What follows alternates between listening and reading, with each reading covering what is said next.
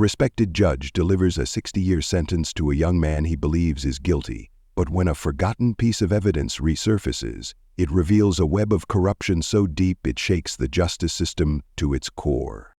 The courtroom was filled with an electric tension that day in Willow Creek, Virginia. The air was thick, not just with the early autumn chill, but with the weight of the decision that was about to be made. All eyes were on Judge Lucas Bennett, a figure known for his no-nonsense approach to justice.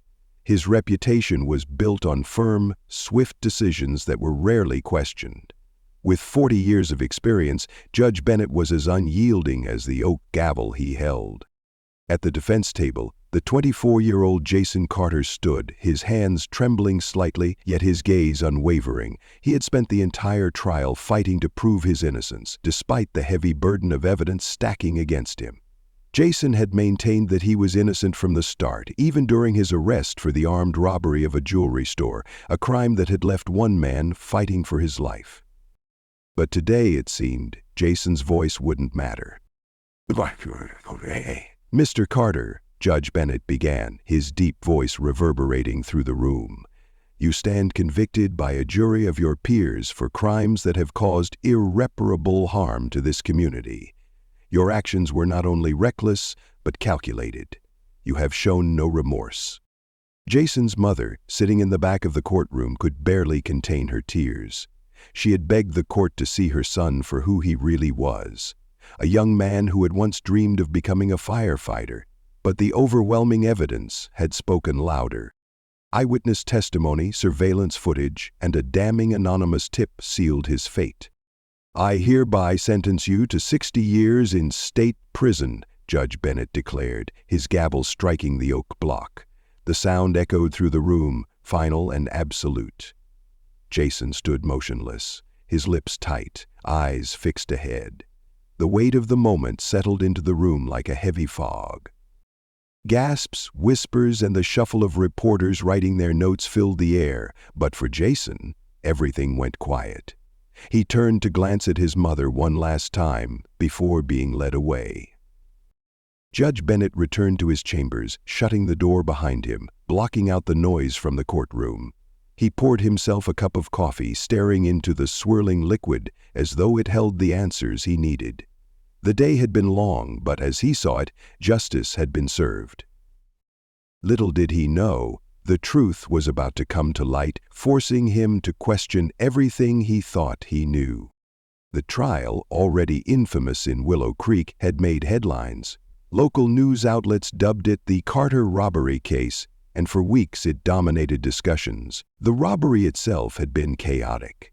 A masked gunman storming into a high-end jewelry store during rush hour, firing shots and escaping with over $100,000 worth of goods. Samuel Hayes, a store clerk, had been critically injured in the crossfire. Jason Carter, a part-time mechanic with no criminal history, had been arrested 2 weeks later after a tip-off from an anonymous caller. The prosecution painted a damning picture. They linked Jason to the stolen goods found in a storage unit registered in his name. The evidence seemed ironclad. Grainy surveillance footage of a man with a similar build, eyewitnesses who swore they heard Jason's voice, and even fingerprints on the weapon. But throughout it all, Jason maintained his innocence. "I wasn't anywhere near that store," he told the jury, his voice steady. "I've never even touched a gun."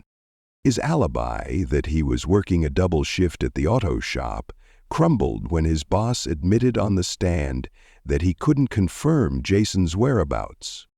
The prosecutor delivered his closing arguments with relentless conviction. "This is a man who thought he could outsmart the law," he declared, pacing in front of the jury. "But the evidence doesn't lie. The fingerprints don't lie. The witnesses don't lie." Meanwhile, Jason's defense lawyer seemed to falter, his voice lacking the conviction needed to sway the jury. "There are doubts in this case," he pleaded. "Isn't that enough to give this young man the benefit of the doubt?" But the jury wasn't convinced. The deliberation was swift, less than 3 hours. The verdict came down, guilty on all counts. Jason's jaw tightened, but he didn't flinch. The storm within him was building, yet he maintained his composure. Judge Bennett, ever the professional, prepared to sentence him. He had seen hardened criminals in his courtroom, men who had mastered the art of manipulation. To him, Jason Carter was no different. His gaze swept across the courtroom, scanning for any sign of remorse or redemption. When the sentence was handed down, it felt as though the room itself exhaled. For the victims and their families, there was relief. For Jason and his mother, there was devastation. The system had spoken, and it had been unforgiving. But later that evening, as Judge Bennett signed the sentencing papers, something unsettled him, a nagging sense he couldn't quite place. He dismissed it at first, chalking it up to fatigue. What Judge Bennett couldn't know was that the trial had only been the beginning. The real story, hidden in plain sight, was about to surface, and it would change everything. It started on an unremarkable Wednesday evening. Judge Bennett sat in his study, the warm glow of a desk lamp casting shadows over the cluttered stacks of legal briefs and case files. Retirement had been on his mind lately, but tonight there was work to be done. A new case involving police misconduct had landed on his desk, and the allegations were serious enough to warrant extra attention. As he thumbed through the documents, something caught his eye, an evidence log from a prior investigation. At first, it seemed like a passing detail, a meaningless blip in the sea of paperwork. But then, a name leapt out at him. Jason Carter. Judge Bennett leaned back in his chair, his frown deepening. It wasn't unusual for names to resurface in unrelated cases, but this felt different. His pulse quickened as he flipped the page, reading further. The log detailed the inventory of a police evidence locker, listing items seized during an unrelated robbery investigation that had taken place around the same time as the Carter's jewelers case. One item stood out: a gun. The description matched the weapon used in the robbery for which Jason had been convicted. The problem was, this gun hadn't been submitted as evidence during Jason's trial. In fact, it hadn't been mentioned at all. Judge Bennett's hand trembled slightly as he cross-referenced the serial number with the trial documents, still fresh in his memory. It was an exact match. Same make, same scratches on the barrel. But the report claimed this gun had been seized during an unrelated arrest 2 days after the robbery. "How is that possible?" he muttered under his breath. His heart raced as he pieced together the implications. If this gun had been in police custody, it couldn't have been used in the Carter's jewelers robbery, and if it wasn't the weapon used in the robbery, then whose fingerprints were on it? He couldn't shake the feeling that something was deeply wrong. Judge Bennett had spent decades navigating the labyrinth of the legal system. He knew how easily critical details could be buried, but this wasn't a mistake. This felt intentional. Determined to find answers, he requested the full case file for the unrelated robbery. It arrived the next morning, a thick folder brimming with police reports, photographs, and witness statements. The deeper Judge Bennett dug, the more the threads began to unravel. The arresting officer in the unrelated case was the same detective who had testified during Jason's trial. And then there was the anonymous tip. Judge Bennett had barely given it a second thought during the trial, but now it seemed glaringly suspicious. He requested a subpoena for the Tiplin records, his unease growing with every passing hour. When the documents finally arrived, his blood ran cold. The call hadn't come from a random citizen. It had originated from a burner phone, registered under the same detective's name. The walls of his office seemed to close in as the realization hit him. Jason Carter had been set up. The evidence had been manipulated. The weight of the discovery hit Judge Taylor Ford hard. He had always prided himself on upholding the law, but now it felt like the very foundation he stood on was crumbling beneath him. The 60-year sentence he had handed down to Jordan Carter, the young man he had believed guilty, now felt unjust, like a mistake that couldn't be undone. The corruption buried deep within the system seemed to be clawing its way to the surface, threatening to expose a truth he had never imagined.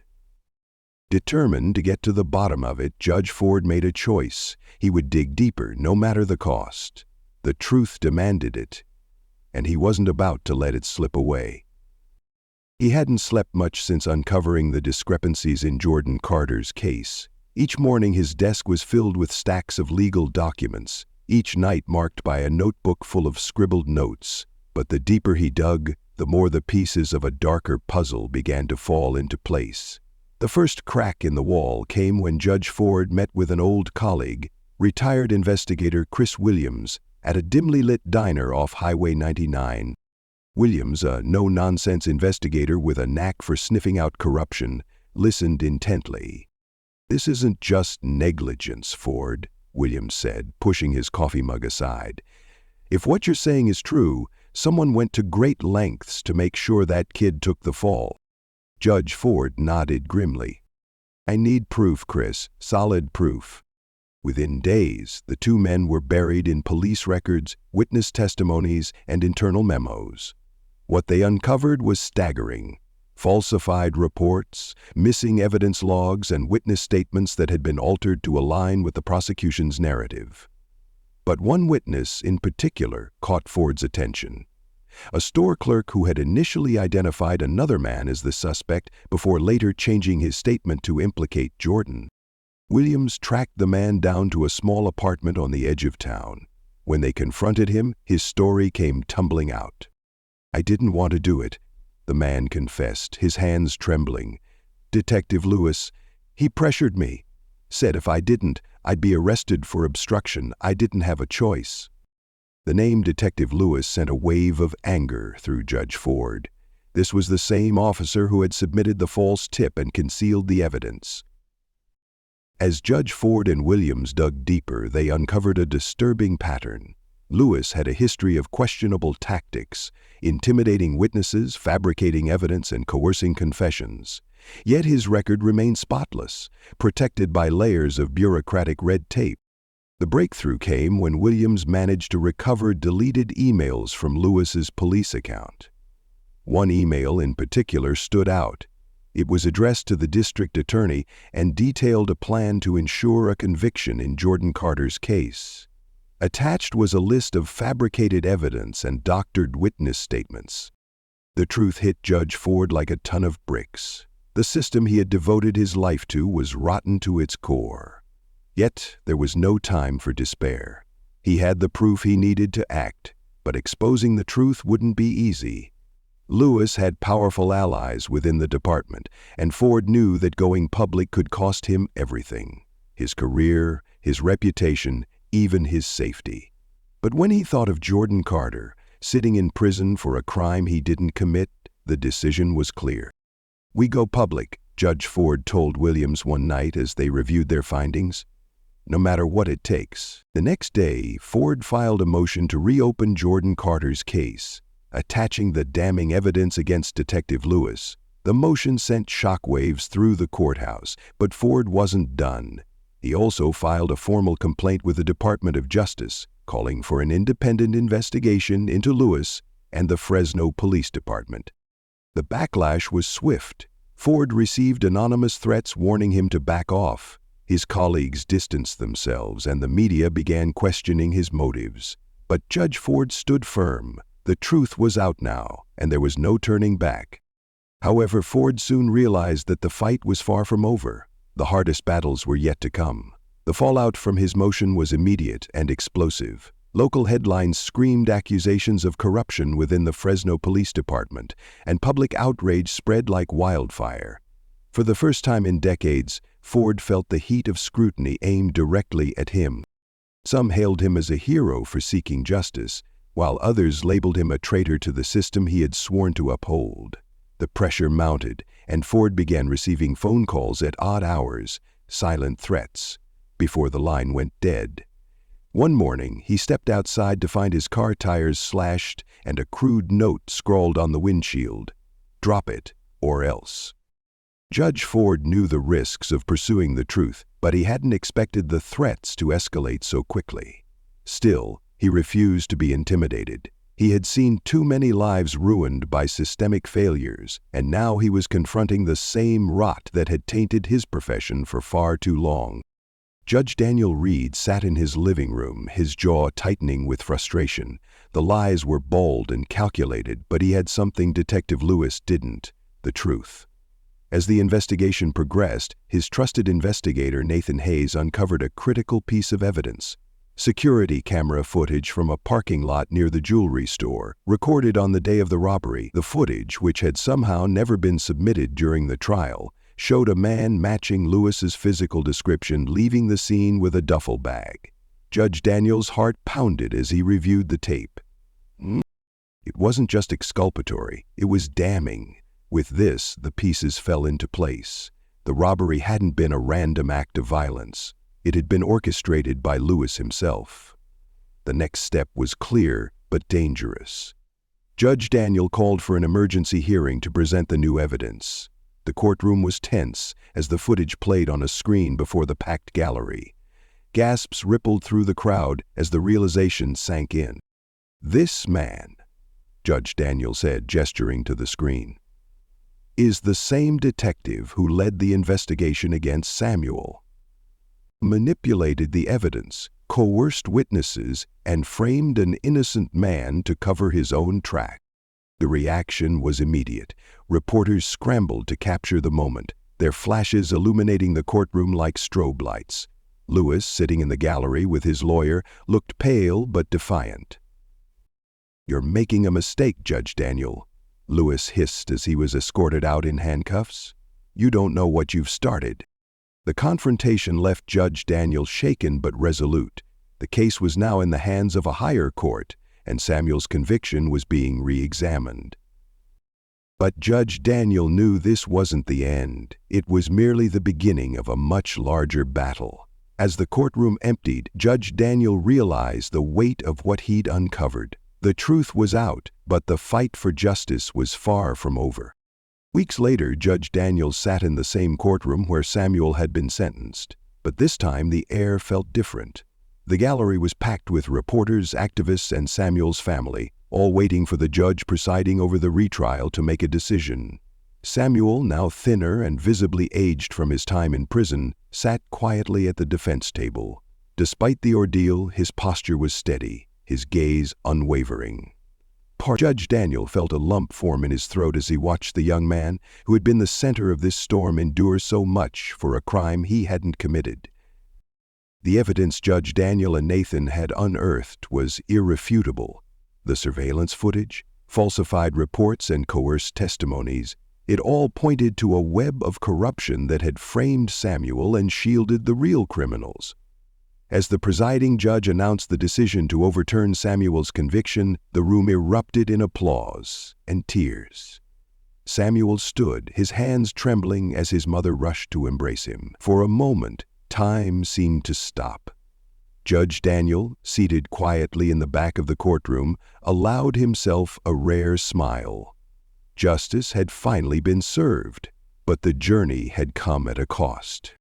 In the days that followed, the fallout spread far and wide. Detective Lewis faced criminal charges for his actions, and an independent investigation into the police department revealed a culture of corruption that had gone unchecked for years. The case sparked nationwide calls for reform, with Judge Daniel's role becoming a rallying cry for accountability within the justice system. Despite the accolades, Judge Daniel remained introspective. He knew this victory was just one piece of a much larger puzzle. The system he had once trusted was flawed, but it wasn't beyond repair. He was determined to spend the rest of his career fighting to make it better. As for Samuel, his journey was only beginning. Freed from the burden of a wrongful conviction, he vowed to dedicate his life to helping others who had been unjustly imprisoned. His story became a beacon of hope for those who believed in the power of resilience and the pursuit of truth. The story of Samuel and Judge Daniel is a powerful reminder that justice is not infallible. It requires vigilance, courage, and a willingness to confront uncomfortable truths. If this story moved you, consider supporting organizations that work to free the wrongfully convicted and advocate for systemic reform. Don't forget to subscribe to our channel for more stories that inspire and challenge the way we see the world. Because sometimes the fight for justice doesn't end in the courtroom. It begins there.